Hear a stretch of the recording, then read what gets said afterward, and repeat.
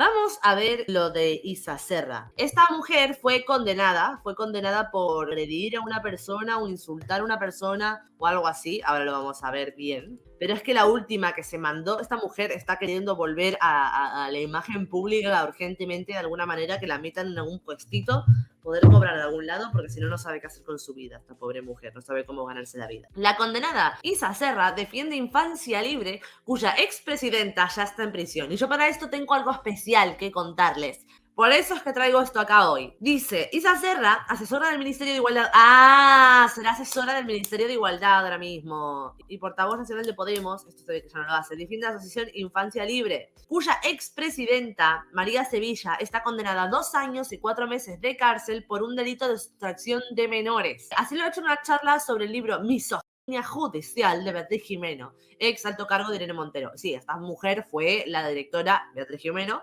fue la directora del Instituto de las Mujeres. Vamos a poner el vídeo. Yo me acuerdo en el año 2015-2016 cuando muchas mujeres se pusieron en contacto con nosotras, mujeres, algunas de la Asociación Infancia Libre, otras que no estaban organizadas en Infancia Libre, pero que venían a decir que estaban absolutamente desatendidas, desamparadas por parte de las instituciones. Muchas habían puesto denuncias previas por agresiones sexuales que habían sufrido sus hijos, muchas tenían ya condenas sus exparejas por violencia machista. La mayoría de ellas, o todas ellas, contaban además con los relatos de los propios niños y niñas que habían contado esas agresiones que habían sufrido, ¿no? La mayoría de ellas tenían una respuesta por parte del Poder Judicial que era sobre seguimiento de esas denuncias y, bueno, no solamente por parte del Poder Judicial una respuesta como esa, sino también una respuesta absolutamente insuficiente, por llamarlo así, por parte de los servicios sociales, que no han estado, por ejemplo, evidentemente en territorios como la Comunidad de Madrid bien dotados ni bien tratados, y que lo que han hecho es que haya listas de espera, ¿no? Lo que nos venían a decir, y esto se ven los recursos que atienden, listas de espera de hasta 6 meses para cuando una madre venía a decir que su hijo necesitaba atención psicológica, atención porque había sufrido una agresión. Desde el principio, desde la primera denuncia, que en muchas ocasiones además ni siquiera ponen las mismas madres, que es el pediatra, que es un trabajador o trabajadora social, que denuncian de oficio y porque están obligados a hacerlo por la ley, que este niño o niña presenta síntomas compatibles con agresiones sexuales, o sea, es decir, en muchas ocasiones ni siquiera es la madre, y al final de todo el proceso la madre está en la cárcel y el niño o niña está con el violador. No voy a decir en todos los casos, pero hay muchos casos. La Asociación de Madres Protectoras tiene recogidos más de 400 casos de este tipo, ¿no? Entonces es una cuestión que es muy sangrante, ¿no?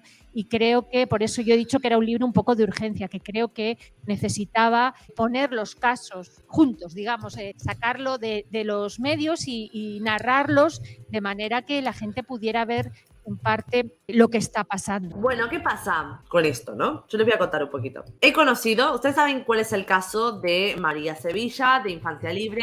Bueno, les voy a contar un poco. Infancia Libre, para los que no sepan de este caso, era una asociación de madres que funcionaba supuestamente como una asociación de mujeres que querían proteger a sus hijos de los maltratos y abusos de sus padres, ¿sí? Esta asociación era asesora de infancia de Podemos hace varios años. Recuerden que esta mujer que acaba de hablar es ex portavoz de Podemos, ¿sí? Pues resulta que esta misma asociación de infancia, que eran asesores de infancia de Podemos, resultó ser una suerte de trama en la cual estas madres era literalmente prácticamente una organización criminal, ¿sí? Sin más matices ni disclaimers. Era una organización criminal. ¿Qué hacían? Pues estas madres tenían una red de profesionales o de gente donde había un médico que siempre firmaba los informes, unos psicólogos que siempre eran los mismos, unos abogados que siempre eran los mismos, que defendían a todas estas madres. Y curiosamente,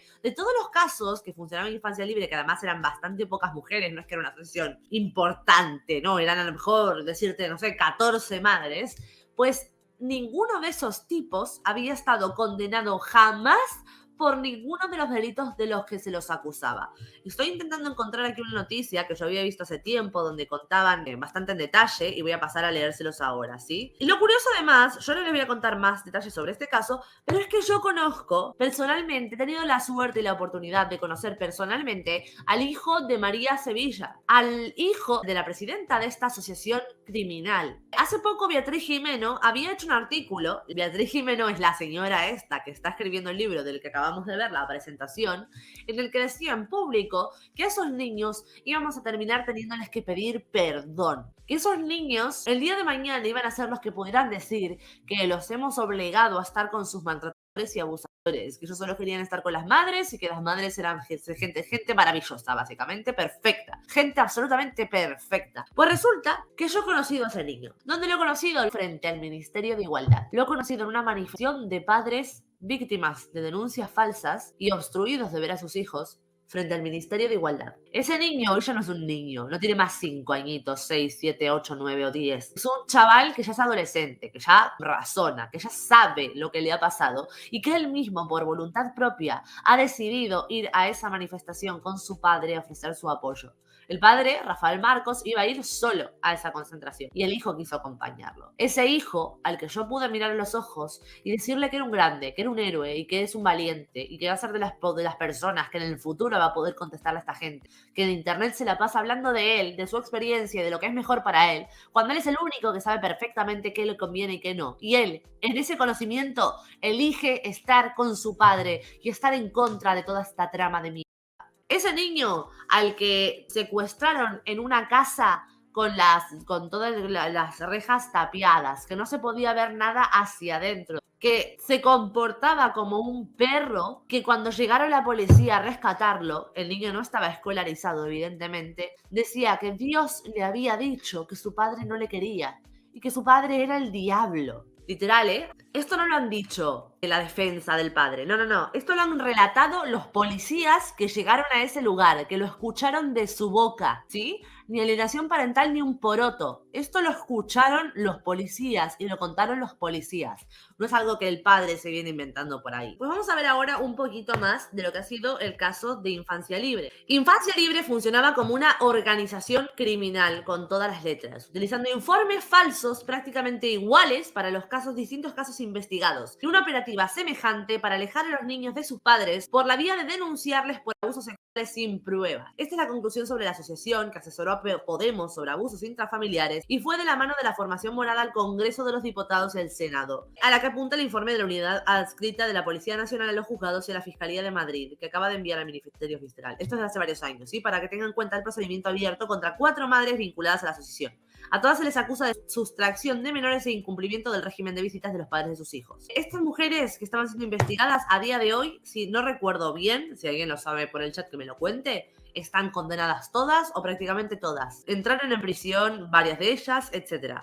Para la unidad cita que destapó el escándalo al detener el pasado mes de marzo a María Sevilla, a la madre de este niño que yo he conocido, presidenta de la asociación, escondida en una finca rural en Cuenca con su hijo desescolarizado y alejado de su padre por 2 años. La operativa es común en los 4 casos. Por un lado, generar informes psiquiátricos falsos producidos por los mismos profesionales, siempre, y por otro, usar de manera espuria todos los vericuetos legales, denuncias falsas por abusos sexuales, etcétera, para mantener a los padres alejados de los hijos. De lo primero, según apunta el informe, o sea, de estos informes psiquiátricos, ocuparon psiquiatras como Antonio Escudero Nafs, un psiquiatra que aparece en todos los casos y que llegó a denunciar él mismo a alguno de los padres sin prueba a ninguna.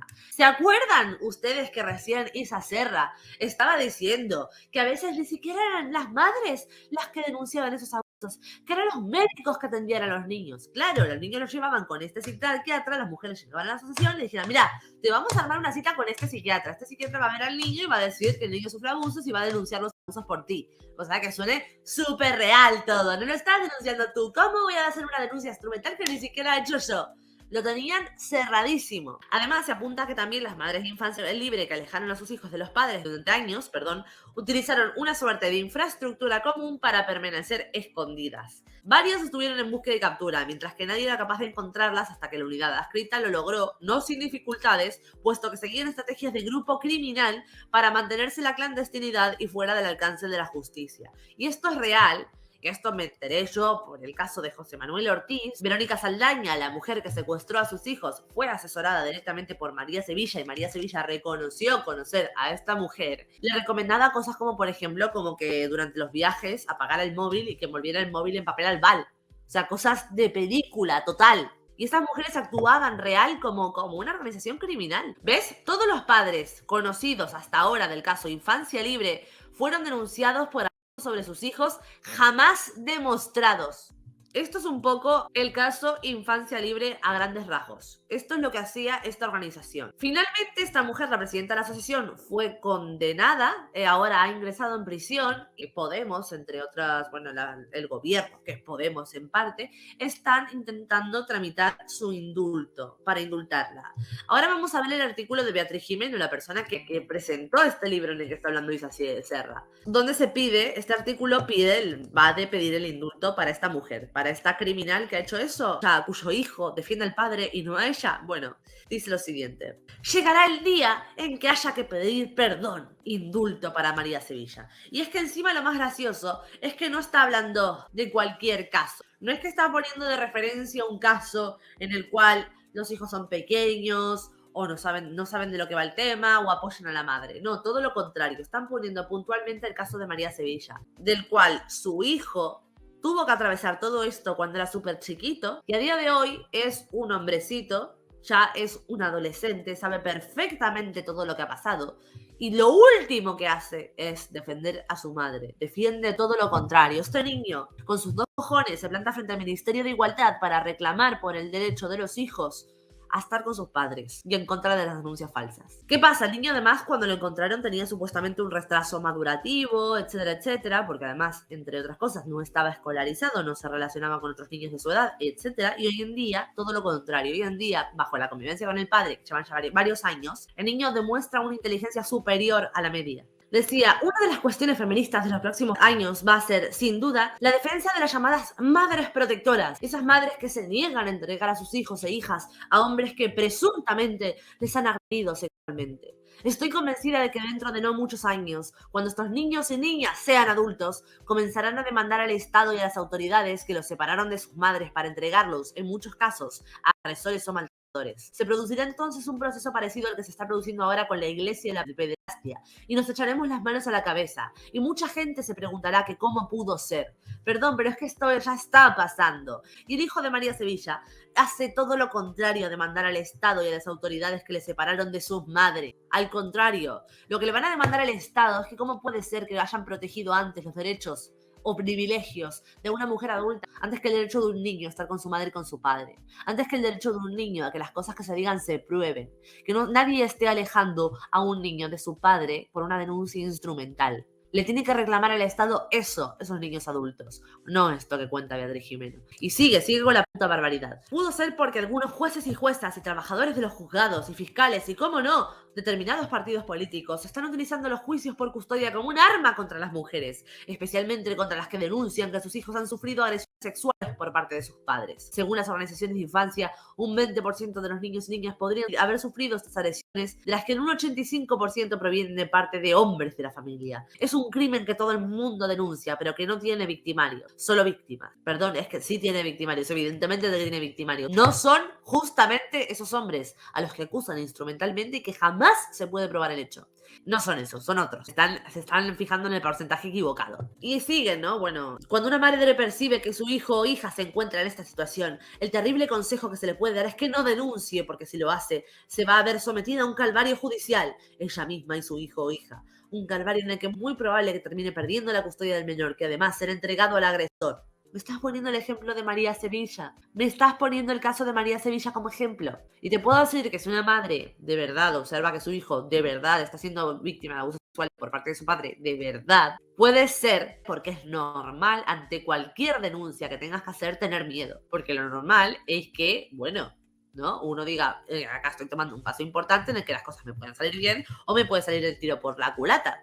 Pero si llevas la razón, si llevas la verdad de tu lado, si llevas la verdad de la mano, lo más probable es que eso no suceda. Porque la verdad es fácil de demostrar, lo que es difícil de demostrar es la mentira. Entonces, ¿cómo puede ser que de casi 200.000 denuncias que hay por año de violencia de género, el 80% terminen en soluciones o archivos? Porque en la mayoría de los casos, si tenemos en cuenta que tenemos una ley que te permite fácilmente apartar a tu hijo de tu exmarido o de tu exnovio, tenemos una ley que te da un beneficio económico únicamente por el hecho de denunciar, si tenemos una ley que te da la ciudadanía española por el mero hecho de denunciar, te consigue un piso de protección y una paga, evidentemente podemos esperar que haya un gran número de denuncias instrumentales y nos podemos esperar que a la hora de llegar ante las manos de la justicia, al final, al 80% de los hombres se los archive o se los absuelva en las denuncias. Pero bueno, seguimos con esto. No me extraña que huyan, yo también lo haría, pero lo que es aún más siniestro es que no basta con que ella renuncie a denunciar, sino que basta con que denuncie un especialista,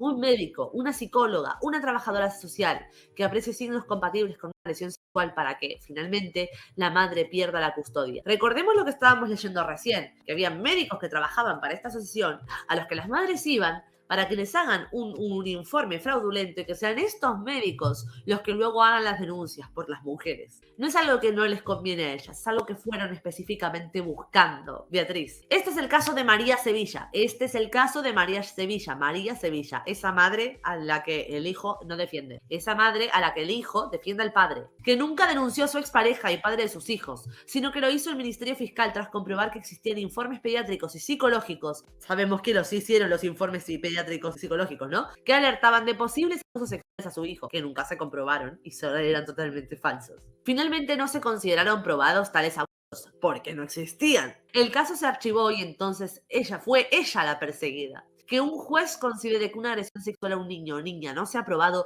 no quiere decir que no hayan existido. Esto es porque en España es muy complicado probar una agresión sexual a un menor y prácticamente hace falta que te produzca heridas o que te contagie una enfermedad o un embarazo. De hecho, no. De hecho, por ejemplo, poniéndote otra vez el caso de José Manuel Ortiz, a sus 2 hijos, antes de ser secuestrados por la madre, que ya lo había denunciado en varias ocasiones, les practicaron una cámara Gesell. La madre de los niños de José Manuel Ortiz, Verónica Saldaña, la cual estaba asesorada por María Sevilla de Infancia Libre, decía que acusó al padre de maltratos contra ella. Después lo acusó de abusar de uno de los niños. Después lo acusó de abusar de los 2. Después, como el abuelo también quería recoger a los niños, lo denunció al abuelo por abusos también a los niños. Y cuando el abuelo tampoco funcionaba, la denunció a la abuela por maltrato a los menores. Denunció todo el que podía. Curioso, ¿no? Difícil que el padre y el abuelo, los dos, abusaran de los 2 niños. Pero sí, según la historia de esta mujer era así. A estos niños la denuncia se lo tomaron muy en serio. Evidentemente siempre este tipo de denuncias se las toma muy en serio. A los niños les practicaron una cámara Gesell. Es cuando te meten a los niños en una sala muy infantil, con juegos, con pinturas, con una terapeuta, y hay un cristal espejo, como las salas de interrogatorios de la policía, solo que en un entorno mucho más amable, donde de otro lado están los jueces, los fiscales, los psicólogos, toda la gente que tiene que valorar esa situación. ¿Qué pasaba con esos niños? Que los niños contaban un relato, ¿sí? Que los niños, por ejemplo, decían, mi papá me pegó, ¿sí? Pero no recordaban ninguna situación. Cuando la terapeuta les preguntaba, ¿dónde te pegó? No sé. ¿Era de día o de noche? No sé. ¿Era dentro o fuera de casa? No sé. ¿Por qué era? No sé. Solo se acordaban del hecho que tenían que describir. El hecho para el que lo alienaron. Decir que papá les había pegado. Pero en la cámara Gesell pudieron ver que los niños no estaban relatando experiencias propias y así lo dice el informe. Estos niños no están contando lo que les pasó. Están contando algo que les dijeron que tenían que contar. Después de todo esto, después de ver este caso, que a mí me parece tener unos huevos enormes, grandes como una casa y bien hinchados, decir que vamos a tener que pedirle perdón al hijo de María Sevilla, cuando en realidad quienes deberían estar pidiéndole perdón ahora al hijo de María Sevilla son ellas, por escribir todas estas palabras en su nombre, cuando ni lo conocen, ni conocen la situación de primera mano, ni saben qué es lo que el niño quiere o necesita. Pero bueno, volvemos a Isa Serra. Volvemos a Isa Serra comentando todo esto. Me acuerdo con el año 2015-2016, cuando muchas mujeres se pusieron en contacto con nosotras, algunas de la Asociación Infancia Libre, que venían a decir que estaban absolutamente desatendidas, desamparadas por parte de las instituciones, ha expuesto Isa Serra, condenada a 19 meses de cárcel por un delito de atentado y lesiones leves en una protesta antidesahucio. Básicamente, siendo que esta mujer actualmente está condenada y se está pidiendo que por favor no la indulten desde el gobierno, como ya han hecho con Juana Rivas, a día de hoy sigue, con toda la evidencia que hay encima, sigue defendiendo a esta asociación y a María Sevilla. Absolutamente terrible. Y les voy a decir una cosa. A lo largo de una hora de charla son constantes los ataques a los magistrados, a los que consideran misóginos, y necesitan con urgencia lecciones de feminismo jurídico. Tanto Serra como Jimeno, la mujer que escribió esto otro, aseguran que hay institucional desde los diferentes poderes del Estado contra estas madres. Tachan que María Sevilla, ex líder de Infancia Libre, está privada de libertad como absolutamente kafkiano. Jimeno expone, no puedes entender cómo eso ocurre cuando lees el caso entero desde el principio, desde la primera denuncia. Conozco a ese niño, tío, de verdad, es que estén diciendo eso, a mí me toca tanto los huevos, que me estén diciendo eso, no puedes entender cómo eso ocurre cuando lees el caso entero desde el principio. Tú te le habrás leído el caso, ¿vale? Yo conozco a la presunta víctima. Es que no tiene, es que está para darles con un palo venenoso en la cabeza, de verdad.